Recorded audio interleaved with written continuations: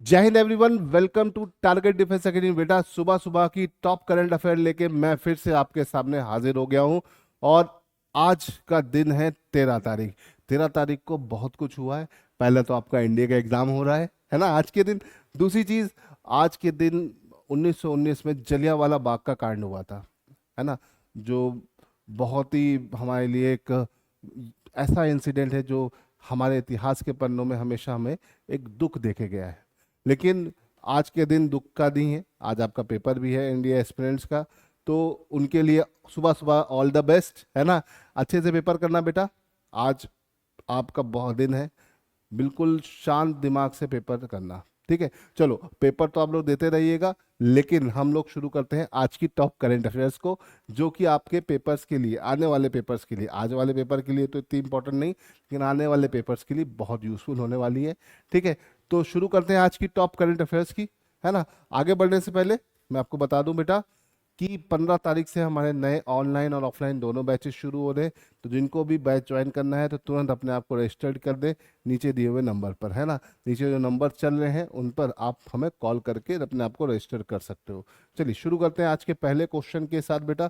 पहला क्वेश्चन क्या बोल रहा है? पहला क्वेश्चन बोल रहा है, which country was unanimously elected to the UNISAR for the 2025 to 2027 term. तो भैया, इनमें से किस कंट्री को इलेक्ट किया गया है यूएन ने ISAR के लिए? तो बेटा किसे किया है? बेटा इंडिया को किया है। इंडिया को फिर से इलेक्ट कर लिया गया है। ये इंडिया के लिए एक बड़ी अचीवमेंट है, इसे ध्यान रखिएगा, ठीक है।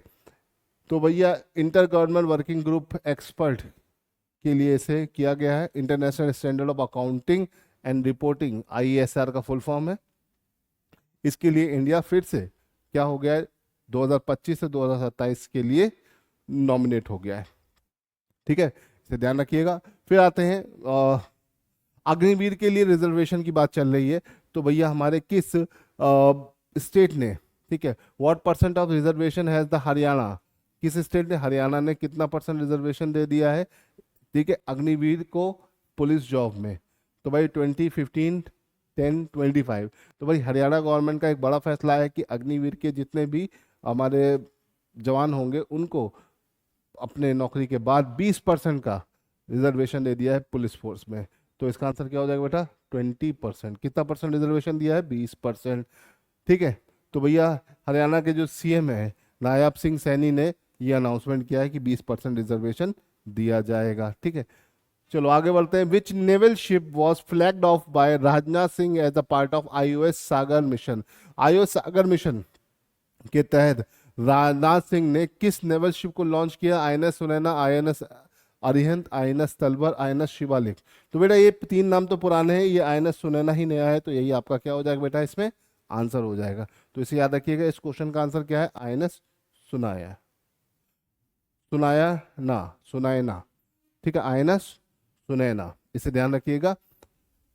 आयना INS Sunaina was a naval ship flag off by Defense Minister Rajnath Singh during IOS Sagar initiative, ठीक है। और this event mark as the 10th anniversary of Sagar security and growth for all in the region। ये एक event है जिसकी 10वीं anniversary है, ठीक है। तो राजनाथ सिंह ने इसी एनिवर्सरी पे INS सुनैना को लॉन्च किया, इसे ध्यान रखिएगा। चलिए आगे बढ़ते हैं। एक इंपॉर्टेंट है, which Indian state recently secured a GI tag of Nolan Guren संदेश एंड बुरईपुर गुआवा? तो भैया, ये क्या है? ये संदेश एक मिठाई होती है ना, जो गुड़ से बनी होती है। और बुरेरपुर, बुराईपुर गुआवास, बुराईपुर गुआवास की अगर हम बात करें तो एक कहाँ का GI टैग वाला है? तो भैया, ये है वेस्ट बंगाल का, है ना। वेस्ट बंगाल के इन दोनों आइटम्स को GI टैग अभी दिया गया। मैंने आपको पहले बताया था GI टैग इंडिया के बहुत सारे आइटम्स को दिया जा रहा है ताकि लोकल लेवल की जो इकोनॉमी है उसको बूस्ट किया जाए, ज़्यादा से ज़्यादा लोग उसके नाम पर वहाँ पर जाएं और लें। जोग्राफिकल इंडिकेशन जो होता है किसी क्षेत्र विशेष के नाम पर होता है, जैसे बनारसी साड़ियाँ, है ना, कांचीवरम साड़ियाँ, आगरा का पेठा, है ना, कुछ भी हो सकता है, खाने पीने या आर्ट मटेरियल कुछ भी हो सकता है। तो GI टैग इंडिया में बहुत सारी चीज़ों को मिला जा रहा है ना, जिसकी वजह से ये काफ़ी न्यूज़ में है ना। अभी मैंने पहले ही बताया था, ठीक है, इसमें एक क्वेश्चन और बन सकता है, पहला आइटम जिसको जीआई टैग मिला वो है दार्जिलिंग टी, है ना, इसे ध्यान रखिएगा 1999 में। ठीक बेटा, तो ये दोनों कहाँ के हैं आपके, बंगाल के, है ना। बंगाल के इन दोनों चीज़ों को मिला है, और बंगाल में अब तक टोटल 33 आइटम्स को जीआई टैग मिल चुका है। कितने आइटम्स को बेटा, 33 आइटम्स को, याद रखिएगा। ठीक है, तो इसे याद रखिएगा। फिर एक और चीज को जीआई टैग मिला, रिंदिया। रिंदिया क्या है, ठीक है, ये बेसिकली कहाँ का है, मेघालय का। तो रिंदिया मेघालय का आइटम है और इसे जीआई टैग दिया गया है। तो ये है क्या, ये एक फ्रूट है, एक चाय है, एक सिल्क है ना, राइस है ना। तो बेटा ये है एक सिल्क, मेघालय बेसिकली सिल्क की चीज़ों के लिए बहुत मशहूर है। सिल्क की बनी हुई शॉल होती है जो कि अपने आप में बहुत ही फेमस रही है, तो इसे ध्यान रखिएगा। तो आपसे दो तरह के क्वेश्चन यहाँ से बन सकते हैं। एक बन सकता है रिंदिया क्या है, रिंदिया कहाँ का जीआई टैग मिला है, किस जगह से, मेघालय से, है ना। तो याद रखिएगा मेघालय का ये आइटम बहुत फेमस है। हाँ, world first 3D printed railway station, है ना भैया, दुनिया का पहला 3D प्रिंटेड रेलवे स्टेशन कहाँ शुरू हुआ, Japan, China, India, USA. Answer पता है तो कमेंट में बताओ। ठीक है, बहुत इंपॉर्टेंट है जापान, और उससे ज्यादा इंपॉर्टेंट है कितने घंटे में बेटा, 6 घंटे में तैयार हुआ। ठीक है, पूरा आपका लकड़ी से बना हुआ था, बहुत पुराना मॉडल था। इसको पूरी तरह से अलग अलग जगह पे असेंबल किया गया और ला के सीधे बनाया गया, और सीधे ला के असेंबल कर दिया कहाँ पर, एक जगह पर। असेंबल करने में 6 घंटे लगा, पूरा बनने में 6 घंटे लगा, इसे ध्यान रखिएगा, इंपॉर्टेंट है। ठीक है बेटा, चलो आगे बढ़ते हैं क्वेश्चन नंबर 6 से 7 की तरफ। 7 नंबर जो क्वेश्चन है बड़ा इंपॉर्टेंट है। At which latitude of India maximum number of states are, India के किस अक्षांश पर सबसे ज्यादा स्टेट पाए जाते हैं, 23.5, 24, 23 की 25। बेटा आपको पता है टॉपिक ऑफ कैंसर पे 8 स्टेट है, तो आपको लगता है कि यही आंसर होगा, लेकिन ये आंसर नहीं होता है। इंडिया के किस लैटिट्यूड पे सबसे ज्यादा देश है, 24 डिग्री लैटिट्यूड पर, इसे याद रखिएगा। 24 डिग्री अक्षांश पर 8 से ज्यादा देश हैं, लगभग 10 देश, सॉरी 8 से ज्यादा स्टेट्स है ना, और 10 के करीब है। आप इसे मैप में देखिएगा और उनके नाम मुझे कमेंट में लिख के दीजिएगा। ठीक है, ध्यान रखिए, ये सारे क्वेश्चन बेटा बार बार पेपरों में आते हैं। अगले तब क्वेश्चन की तरफ, by which constitutional amendment act Panchayati Raj added in Indian constitution, भाई पंचायती राज व्यवस्था भारतीय संविधान में किस संशोधन के तहत जुड़ी। तो भैया पंचायती राज व्यवस्था आर्टिकल 243, आर्टिकल 243 पार्ट 9 और 73rd कॉन्स्टिट्यूशनल अमेंडमेंट के तहत जुड़ी। तो इसका आंसर याद रखिएगा, 73rd कॉन्स्टिट्यूशनल अमेंडमेंट। ठीक है, तो हर साल 24 अप्रैल को बेटा आप क्या मनाते हो, पंचायती राज दिवस मनाते हो, इसे ध्यान रखिएगा। क्लियर है, चलो आगे बढ़ते हैं। क्वेश्चन नंबर 8 के बाद क्वेश्चन नंबर 9 की तरफ।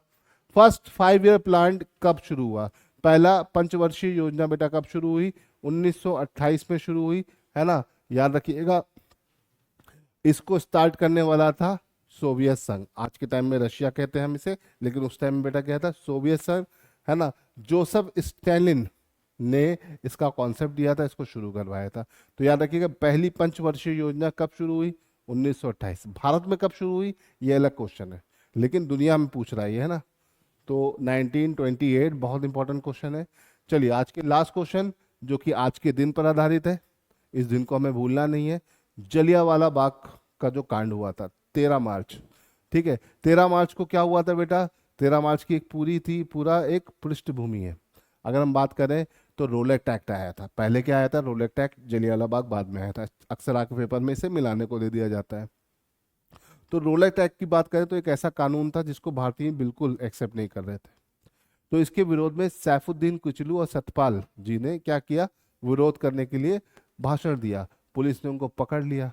अब पुलिस ने जब उनको पकड़ लिया तो फिर क्या हुआ, फिर बवाल छिड़ा।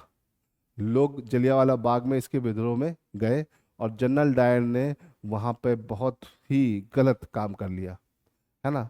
और उसी पर आधारित अभी एक मूवी आ रही है अक्षय कुमार की, केसरी 2, उसी पे ही बेस्ड है ना। जो जनरल डायर के ऊपर मुकदमा चलता है उसी पर आधारित मूवी है ना। आने वाली लेट्स सी उसमें क्या चीजें इतिहास से बेस होगी, क्या काल्पनिक होगी। लेकिन हम यहाँ पे अगर बात करें तो the main reason behind the Jallianwala Bagh क्या था, arrest of Saifuddin Kitchlew and Satpal, Rowlatt Act 1919 दोनों थे, है ना। दोनों का एक कंबाइंड इफेक्ट था, है ना। जलियांवाला बाग जो था, इस कांड में सरकारी आंकड़े के हिसाब से तो कुछ हजार लोग मारे गए थे, लेकिन ये कुछ हजार नहीं, उससे ज्यादा ही थे। ध्यान रखिएगा, उनको तो ये आंकड़ा कम ही रखना था। ठीक है। जनरल डायर के ऊपर इंक्वायरी भी हुई, और जनरल डायर को लेकर फिर बाद में बहुत सारे चीज़ें भी चली। ठीक है, जनरल डायर को गोली भी मारी गई। ठीक है, गलत जनरल डायर को मार दी गई। तो ये सब चीज़ें हैं, लेकिन ये याद रखिएगा कि जलियांवाला बाग का जो इंसिडेंट है, ये हर साल हम कब सेलिब्रेट करते हैं, मतलब कब याद करते हैं, सेलिब्रेट नहीं करते हैं। कब इसकी दिवस है, जलियांवाला बाग दिवस, तो बेटा 13 अप्रैल, है ना। तो आज 13 अप्रैल है, तो इसे ध्यान रखिएगा। ठीक है बच्चों। और अगर हम बात करते हैं बैचेस की, तो बेटा बैचेस को मत भूलिएगा। 15 तारीख से हमारे नए बैचेस शुरू हो रहे हैं। जिन भी बच्चों को एडमिशन लेना है, नीचे दिए हुए इस नंबर पर आप हमें कॉल कर सकते हो। देखो ये नंबर लिखा है ना, इस पर आप कॉल करिए, अपनी सारी इंक्वायरीज क्लियर कर सकते हो। चलो बेटा, आज के लिए इतना रहने देते हैं। जय हिंद। कल सुबह मिलेंगे कुछ नई करंट अफेयर्स के साथ।